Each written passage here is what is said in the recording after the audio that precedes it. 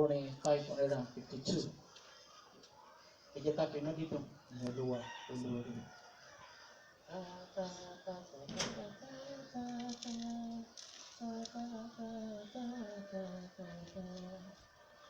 Ẹ jẹ́ ká fi inú dídùn yìn Olúwa olóore.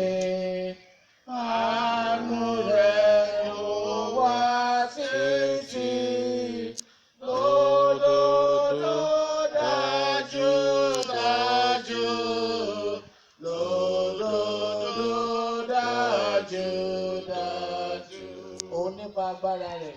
Ó nípa agbára rẹ̀. Ìmọ́lẹ̀ sáyé titun. Ìmọ́lẹ̀ sáyé titun. Àánú rẹ̀ ó wà títí, lódodo dájúdájú, lódodo dájúdájú. Ó ń bọ́ gbogbo ẹ̀dá láyé. Ó ń bọ́ gbogbo ẹ̀dá. Ó ń pèsè fún àìní wọn. Ó ń pèsè fún àìní wọn. Àánú rẹ̀ yóò wà títí, lódodo dájúdájú, lódodo dájúdájú. Ó ń bá ká finú dídùn. Ẹ jẹ́ ká finú dídùn yìn Olúwa olóore. Àánú rẹ̀ ó wà títí, lódodo dájúdájú, lódodo dájúdájú.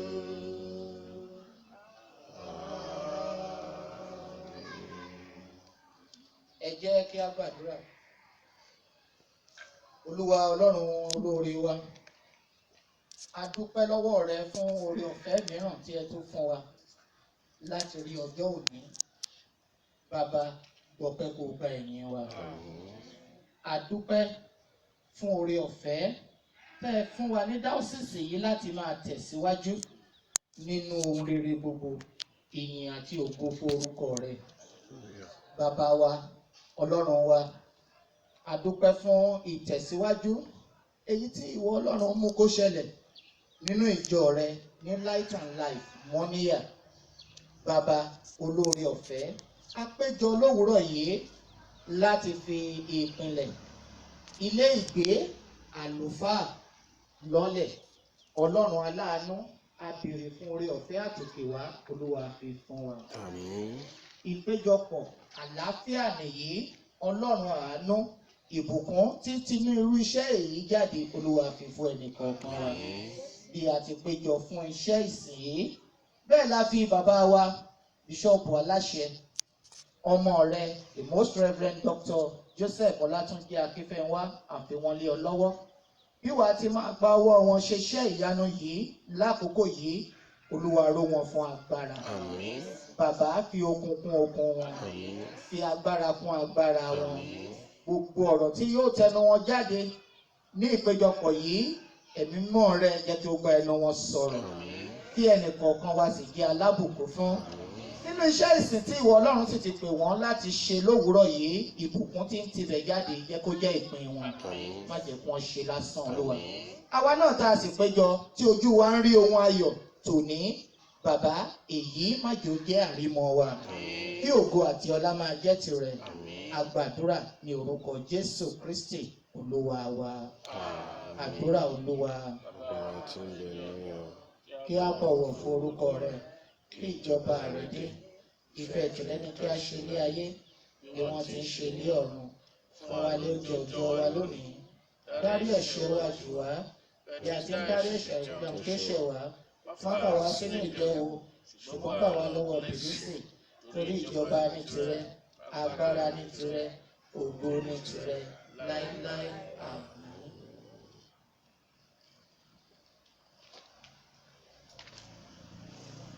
Sáàmù fún ètò ìfilọ́lẹ̀ ilé ìgbé àlùfáà ìjọ aláṣẹ. Òun náà ni ìwé orin Dáfídì orí ìkẹtàdínníàádọ́je. Orin Dáfídì orí ìkẹtàdínníàádọ́je.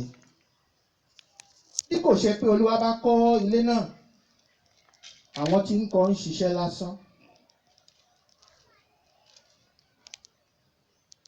Bí kò ṣe pé Olúwa bá pa ìlú mọ́, olùṣọ́ jí lásán. Asán ni fún ẹ̀yin tí ẹ dìde ní kùtùkùtù láti pẹ̀sẹ̀, láti jẹ oúnjẹ ìkáàánú. Bẹ́ẹ̀ ni ó fi fún ìfẹ́ rẹ̀ lójú oorun. Kíyèsí àwọn ọmọ ní ìní Olúwa, ọmọ inú sì ní èrè rẹ̀. Bí ọfà ti rí ní ọwọ́ alágbára, bẹ́ẹ̀ ni lápapọ̀ ìbùkún ní fún ọkùnrin náà tí a kó rẹ̀ fún wọn.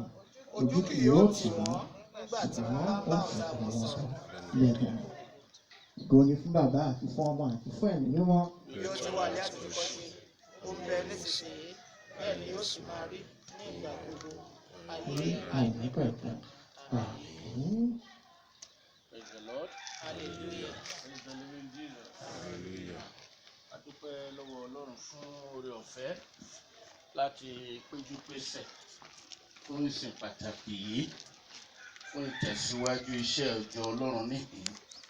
Mo dúpẹ́ lọ́wọ́ gbogbo ẹ̀yin bàbá màmá tẹ́ péjú pésẹ̀ lénìí. Mo dúpẹ́ lọ́wọ́ amòfin ti diocese wa àti ilé wọn ti ń ṣojú fún church bearers. Inú mi dùn pé mo ka wọn mọ́ bí lénìí torí pé yóò fara pẹ́ tí mo fẹ́ sọ níbí báyìí lónìí. A dúpẹ́ lọ́wọ́ archdeacon fún iṣẹ́ ribiribi tó ń ṣe àti ẹni ọwọ́ ọ̀tún wọn. A dúpẹ́ fún oníṣègùn òbó venerable doctor Bukomi àti aya wọn fún iṣẹ́ Olúwa tó ń tẹ̀síwájú. Olúwa yóò máa tẹ̀yìn síwájú. Dúpẹ́ lọ́wọ́ gbogbo ọmọ ìjọ níhìn yìí. Mo rò pé n tá à ń ṣe lónìí ó ti yẹ ká ti ṣe tipẹ́tipẹ́. Toríjọ́ tá a pàdé níhìn láti ṣe ìsìn pàtàkì. Àfẹnu ẹ̀ mọ́lẹ̀ pé a ó wá ṣe ìfilọ́lẹ̀ yìí. Ṣùgbọ́n ó dàbẹ̀ pé àsìkò tá a láwàá ṣe ó ti kọjá. Ṣùgbọ́n gbogbo ń ṣiṣẹ́ pọ̀ fún rere ni o. Lọ́wọ́ Ọlọ́run ẹlẹ́dàá wa. Ìjọ Ọlọ́run yóò sì máa tàtẹ̀ síwájú. Àkókò tá a wà yìí, àkókò tó lágbára ni. Ṣùgbọ́n kò sí àkókò tó burú níwájú Ọlọ́run. Gbogbo àkókò lórí ọ̀fẹ́ wà láti wàásù ọ̀rọ̀ Ọlọ́run, láti gbé ìgbé ayé Kristi àti láti jẹ́rìí sí agbára àjíǹde. Kò sóhun tuntun lábẹ́ ọ̀run mọ́. A ti sọ àsọtẹ́lẹ̀ rẹ̀ fún wa. A ti rí kà lójoojúmọ́ pé àwọn nǹkan yóò bẹ̀rẹ̀ sí í ṣẹlẹ̀ nígbà tó bá ti súnmọ́ tílé kí olùgbàlà wa padà wá. A sì ti rí gbogbo àwọn àpẹẹrẹ náà. A ti ń mi ilé ayé. Lásìkò tiwa ló wá ń ṣẹlẹ̀. Gbogbo fọ́lọ́run lókè ọ̀run. Ìdí nìta láti máa rán ara wa létí pé kó má yà wá lẹ́nu. Ká sì máa wà ní ìmúrasílẹ̀. Kí sì ni ìmúrasílẹ̀ náà? Láti máa wà nínú Kristi. Kì í ṣe pé ká jẹ́ kẹ́rù kó bà wá. A ti sọ àsọtẹ́lẹ̀ kí èsì èmi ń bọ̀ kánkán. Èrè mi sì ń bẹ pẹ̀lú mi. Sọ fún oníkúlùkù gẹ́gẹ́ bí iṣẹ́ ọwọ́ rẹ̀ yóò ṣe rí. Ìlérí tá a ṣe fún wa nínú ìwé ìṣípayá ti Jòhánù nìyẹn. Gẹ́gẹ́ bí iṣẹ́ oníkálùkù yóò ṣe rí, àwa lóore ọ̀fẹ́ lónìí láti tún ṣiṣẹ́ fọ́lọ́run nípa láti kọ́ ilé ìgbé fálùfáà. ìbùkún iṣẹ́ báyìí kò ní tà sí ẹnikẹ́ni nínú rẹ̀. Mo sọ ní ìbẹ̀rẹ̀ pé ó ti pẹ́ tó ti yẹ ká ti ṣiṣẹ́ yìí, ṣùgbọ́n oore ọ̀fẹ́ tọ́lọ́run fún wa láti bẹ̀rẹ̀ ẹ̀sìn iṣẹ́ náà tún ti dàgbà sí o. Ìdí nìyí tí mo sọ pé inú mi dùn pé àwọn aṣojú tọ́jú ara tó wà níbí lónìí gbogbo ọmọ ìjọ láfẹ́ ń tá a wá fìpìlẹ̀ lélẹ̀ lónìí ó lọ sókè o. Ọ̀rọ̀ yín mi ò tí ì yé yín, kì í ṣe bọ́ngálù la fẹ́ kọ́. Irú ọ̀tọ̀ ilé àlùgbà design tá a fi lélẹ̀, ìmísí tí Ọlọ́run fi sí mi lọ́kàn ni pé ká gbé lọ sókè, ká ṣe Sunday school sókè. Ìmẹ̀yìn ò ní lẹ. Nígbà wo ti gbéṣẹ́ púpọ̀ wá? We have to decken it. Nígbà tí Ọlọ́run bá fún wa lórí ọ̀fẹ́ ká ṣe Sunday school sókè. Ṣùgbọ́n lẹ́yìn o, gbogbo ẹ̀yin professionals wa ẹ lọ bá mi ṣètò pillars tó máa gbé kínní lọ sókè. And then secondly, bàbá Venerable, mo dúpẹ́ lọ́wọ́ Ọlọ́run fún ìgbésí ayé yín àti màmá. Lóòótọ́ àsìkò náà ò pẹ́ mọ́ láti fẹ̀yìntì, àìfẹ̀yìntì nínú iṣẹ́ Ọlọ́run. Mo insist pé a gbọ́dọ̀ ṣe kínní kíákíá ń pàtàkì Venerable wa bá mi nítorí pé you have to leave a legacy behind. This is your legacy. Ọlọ́run tó fún yín lórí ọ̀fẹ́ láti ṣe léyìí, á fún yín lórí ọ̀fẹ́ láti ṣe léyìí náà. Ẹ gbọ́dọ̀ ṣiṣẹ́ àṣekù, ìtumọ̀ ẹ̀ nìyẹn. God will give you the grace. This Victory Home Sunday School, it is the legacy you are going to leave behind. I'm still thinking how to go about it, but we won't leave you alone. Ẹyin tó kàn mọ́ gbogbo ọ̀rọ̀ pílà àti rin àti dẹ́kìn ẹ̀fìyẹn dáadáa ọ́sìs. Kò má bà yín lẹ́rù, because a gbọ́dọ̀ máa wo bí tá a wà àti orí ọ̀fẹ́ tá a ní. Tá a bá tún ní ká tún ṣe ẹ̀kọ́ hall sí ibà, ó ti dí àyè wa kù tó ẹ jẹ́ ká gbé lórí ara wọn. A wà ní Port Harcourt níbi tó jẹ́ pé tí wọ́n bá ti kọ́lé ilẹ̀ kó tó kọ́ tòkè ó tún gbọ́dọ̀ sanwó ilẹ̀ òkè. Bẹ́ẹ̀ ni ó gbọ́dọ̀ sanwó ilẹ̀ òkè. Ṣùgbọ́n a lórí ọ̀fẹ́ níbí báyìí. So by the grace of God, this is going up. And the Sunday school hall will be on top of it. Whatever is required in terms of pillars and the decking, the Lord will do it. So,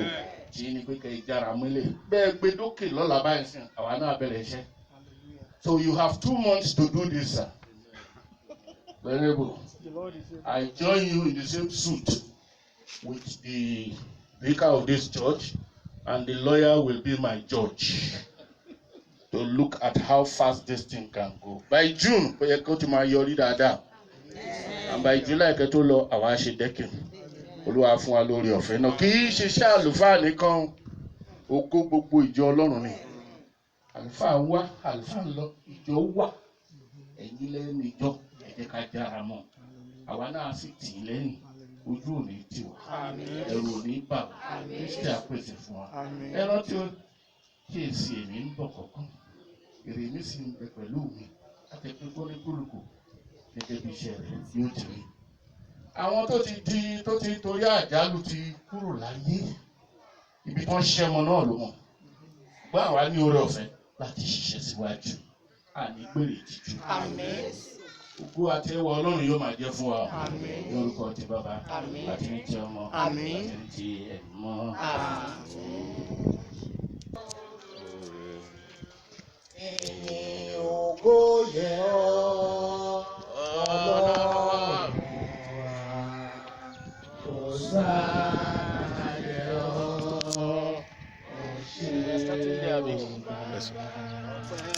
Ọpẹ́ ló yẹ ọ́ Bàbá olóore, ìyìn ògo yẹ ọ́ Ọlọ́run wa, Hòsánà yẹ ọ́, ẹ ṣé o Bàbá.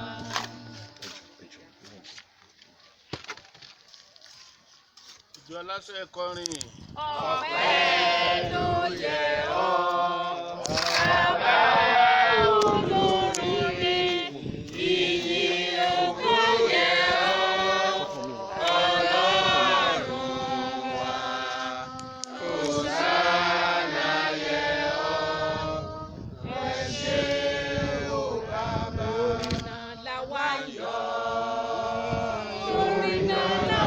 yìn bàbá.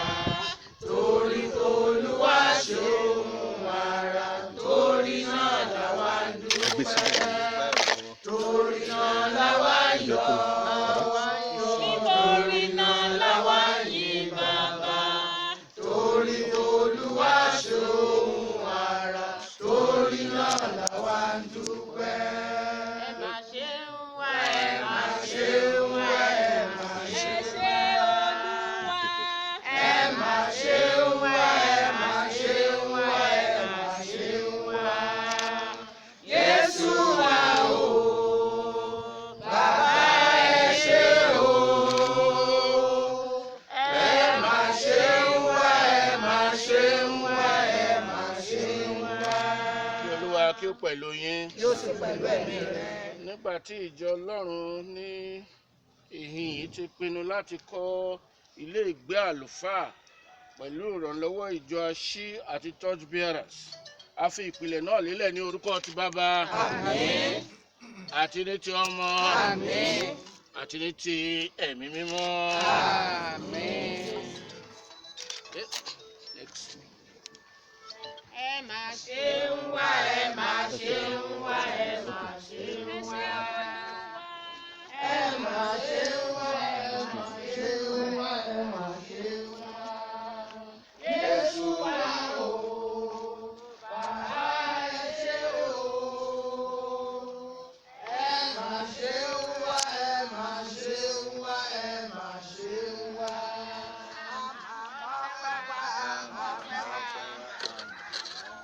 Amọ̀pẹ́ wá bàbá. Àmàmọ́ pẹ́ wá, àmàmọ́ pẹ́ wá, àmàmọ́ pẹ́ wá.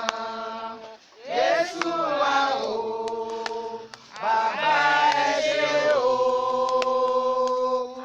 Àmàmọ́ pẹ́ wá, àmàmọ́ pẹ́ wá, àmàmọ́ pẹ́ wá. Àmàmóore, àmàmóore, àmàmóore Olúwa. Àmàmóore, àmàmóore, àmàmóore. Jésù wá o, bàbá ẹ ṣé o. Àmàmóore, àmàmóore, àmàmóore. Olódùmarè, Ọlọ́run bàbá, ọmọ, ẹ̀mí mímọ́, àdúpẹ́ oore ọ̀fẹ́ tá a tún ní lówùúrọ̀ yìí fún ògo àti ọlá orúkọ rẹ àti ìyọ̀ǹda bàbá wa bíṣọ̀bù aláṣẹ ti Ìbàdàn Anglican Diocese. Àwa fi ìpìlẹ̀ ilé yìí lélẹ̀ ní orúkọ ti bàbá, Àmín. àti ní ti ọmọ, Àmín. àti ní ti ẹ̀mí mímọ́. Àmín.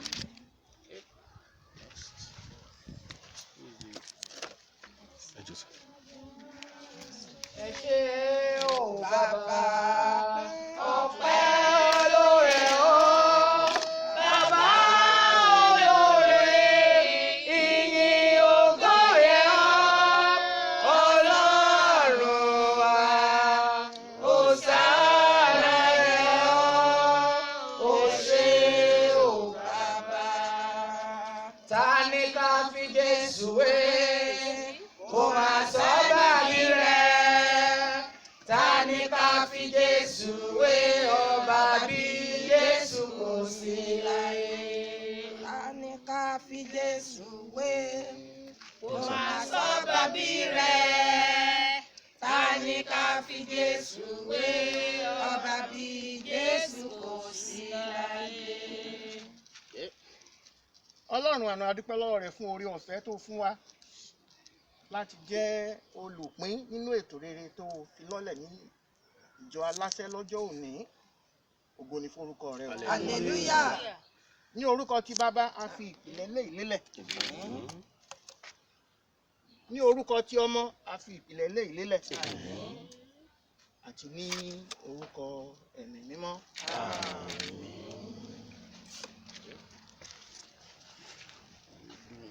Oṣoore mélè gbàgbé rẹ o bàbá. Oṣoore mélè gbàgbé Olúwa. Oṣoore mélè gbàgbé rẹ o bàbá. Oṣoore mélè gbàgbé. A lè gbàgbé oore rẹ Jésù. Oṣoore mélè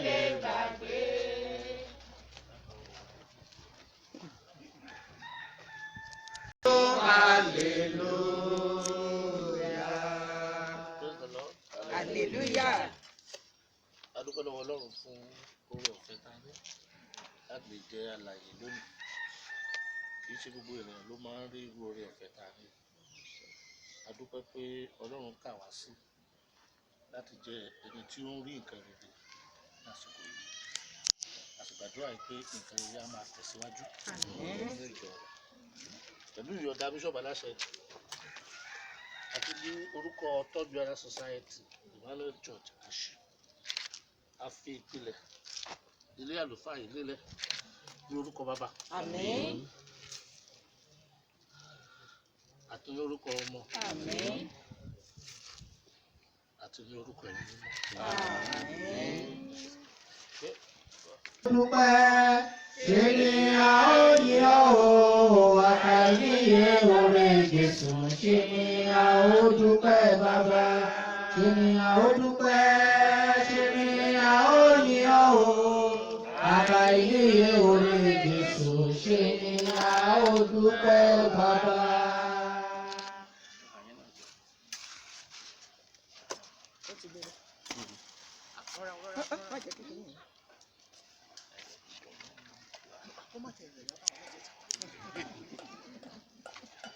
A dúpẹ́ lọ́wọ́ Ọlọ́run èyí tí ó mú kí ìpìlẹ̀ ìfi ilé àlùfáà ìjọ Aláṣẹ lílẹ̀ lónìí kó wáyé. Bàbá a dúpẹ́ lọ́wọ́ rẹ̀ nínú wa gba ọpẹ́ wa. A dúpẹ́ lọ́wọ́ yín fún oore ọ̀fẹ́ ìtẹ́ fún bàbá wa Aláṣẹ láti gbé ìpìlẹ̀ kalẹ̀ lónìí. Bàbá ẹ gba ọpẹ́ wa. Ǹjẹ́ ní orúkọ bàbá wa Bíṣọ̀bù Aláṣẹ àti Ajíkẹ́nrè wa ní orúkọ ìjọ Aláṣẹ a fi ìpìlẹ̀ eléyìí lélẹ̀ lónìí ní orúkọ ti bàbá. Àmín. Ní orúkọ ti ọmọ. Àmín. Àti ní orúkọ ti Ẹ̀mí Mímọ́. Àmín.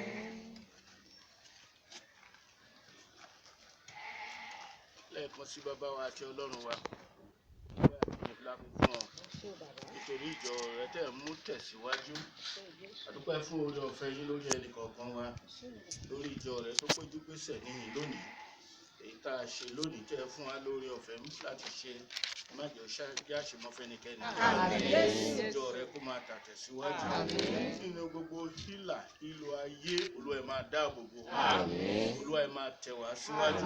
Ẹ máa ṣe agbára fún wa. Ẹ̀mọ́ yín kó má dágbére fẹ́nikẹ́ni. Oore ọ̀fẹ́ yín kó má dínkù nínú ayé ẹnikẹ́ni. Bàbá tó ń tẹ̀síwájú láti ṣe iṣẹ́ yìí.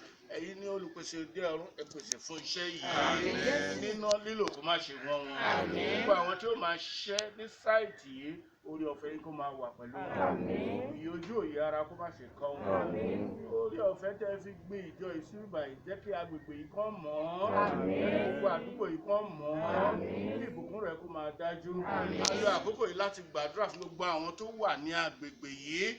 Ikú ò ní jí wọn pa. Àrùn ò ní sọ wọ́n lọ́jọ́. Olè ò ní jí wọn pa. Oore ọ̀fẹ́ rẹ yóò máa dájú. Àlàáfíà rẹ yóò máa wà lórí ẹnikẹ́ni. Gbogbo orí forúkọ mímọ́ rẹ. Ìbùkún Ọlọ́run Olódùmarè. Ti bàbá, ti ọmọ, ti Ẹ̀mí Mímọ́. Ó pèsè yín, ó dì yín mú. Ó máa ṣíwájú fún yín.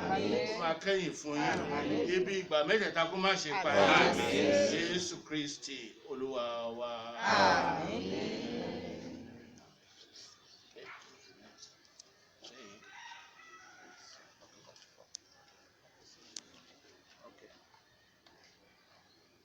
A lo oore ọ̀fẹ́ yìí pẹ̀lú ìyọ̀ǹda bàbá wa Aláṣẹ láti dúpẹ́ lọ́wọ́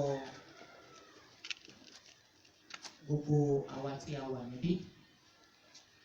Ṣáájú ìdúpẹ́ lọ́wọ́ ẹnì kọ̀ọ̀kan wa a fi ògo padà fún Ọlọ́run bàbá, Ọlọ́run ọmọ, Ọlọ́run Ẹ̀mí Mímọ́, ẹni tí ó fún wa ní ojú ọjọ́ rere, ẹni tí ó fún wa ní ọjọ́ òní, ẹni tí ó fi ààyè gbà wá ògo àtọlá forúkọ rẹ̀. Bákan náà ni a dúpẹ́ lọ́wọ́ bàbá wa Bíṣọ̀bù Aláṣẹ fún oore ọ̀fẹ́ tí à ń rí lọ́dún òun nígbà gbogbo, fún ìtọ́ni Ẹ̀mí Mímọ́ láyé wọn tí wọ́n fi ń tukọ̀ Bishop Diocese yìí tó ń tẹ̀síwájú ní gbogbo ìgbà. A dúpẹ́ pé ẹ fi àyè gbà wá láti wà láàrin wa lówùúrọ̀ yìí. A sì gbà ládùúrà pé okun àti agbára máa jẹ́ fún yín. Àmín Jésù. Gẹ́gẹ́ bí àyè tẹ́ fi wá sí ní Ajíkẹ́nrè yìí, a dúpẹ́ lọ́wọ́ gbogbo ọmọ ìjọ yìí wọ́n pọ̀ níye wọ́n sì gba ẹ̀mí mímọ́ Ọlọ́run láàyè láti máa darí wọn. Mo sì mọ̀ pé èyí tí Olúwa tó ti bẹ̀rẹ̀ láàrin wọn yìí Olúwa ṣàṣeparí rẹ̀ lórúkọ Jésù. Mo dúpẹ́ mo lórí ọ̀fẹ́ yìí láti dúpẹ́ lọ́wọ́ àlùfáà wa tó wà níbí Venerable Dr. and Mrs. Ogunbomi. The Lord will continue to bless your ministry in the name of Jesus. I also want to appreciate the personality of our brother, the diocesan official, Barrister Tunde Olupon. We appreciate your presence. He's here in double capacity, diocesan official as well as the president, Touch Bearer Society, Emmanuel Anglican Church, Ashi. We appreciate God in your life. He has not come alone. He has come with some of his society members, the person of Shifo Ileke and our brother Makinde Olaleri. We appreciate all of you. The Lord will continue to bless you in Jesus' name. Amen. We appreciate our brother as well, our brother Koyi. You have always been there for us. Even when we called you at a very odd time yesterday night, you said you will leave every other assignment to keep to the assignment of the diocese. The Lord will strengthen you. We appreciate you. We appreciate all the clergy wives here and all other church members. Let me also appreciate the youth of the church, because what we are doing, you will continue from wherever we stop. The Lord will bless you. I can see some of the children here as well. Wọ́n ṣe kéré táwọn wọ̀n nínú fọ́tò lónìí tó bá dọ̀la táwọn náà bá dìyà. Àwọn náà bẹ̀rẹ̀ sí sọ pé mo wà níbẹ̀ lọ́jọ́ yẹn. The Lord will spare your lives in Jesus' name. We appreciate all of you. God bless you all in Jesus' name. Thank you.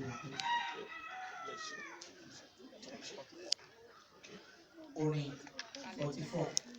Àfọ̀pẹ́ fọ́lọ́run lọ́kàn àti lóhùn wa. Àfọ̀pẹ́ fọ́lọ́run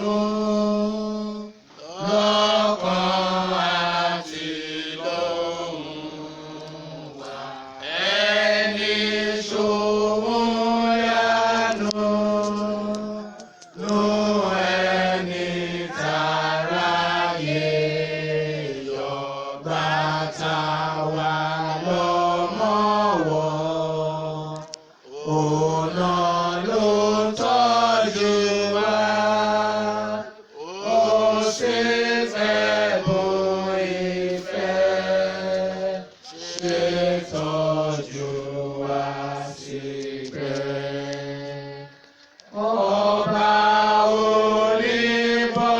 oníbọ̀rẹ̀ máa fi wá sílẹ̀ láéláé.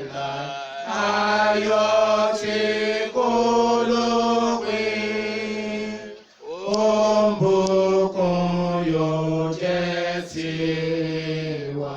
Báwa mọ́nú oore, sọ wá bàbá dààmú, yọ wá nínú ibi láyé àti lọ́run. Káfíńlì ohùn ọpẹ́ fọ́lọ́run Bàbá, Ọmọ àti Ẹ̀mí Mímọ́, tí ó ga jù lọ lọ́run.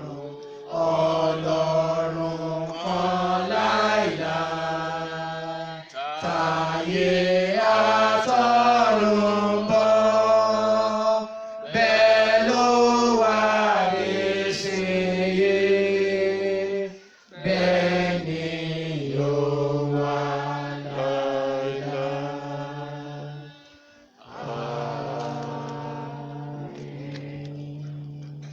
Olúwa kí ó pẹ̀lú yín. Ẹ máa lọ nínú àlàáfíà Kristi.